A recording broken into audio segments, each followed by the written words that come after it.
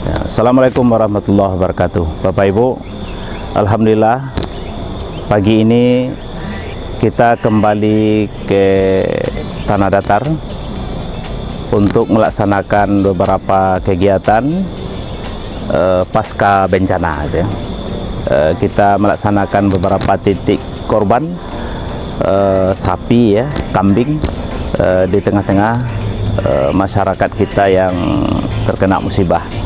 Kita berharap semangat Idul Adha, semangat berkorban ini menjadi semangat kebangkitan masyarakat Tanah Datar pasca Galodo banjir bandang. Nah, di samping itu kita juga dengan semangat Idul Adha ini bagaimana masyarakat Tanah Datar kembali menguatkan keimanan dan ketakwaannya kepada Allah Subhanahu wa taala.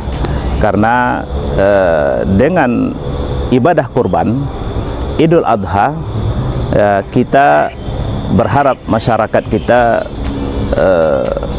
mencas keimanannya, kedekatannya kepada Allah Subhanahu wa taala melalui ibadah Idul Adha, salat Id maupun ibadah kurban.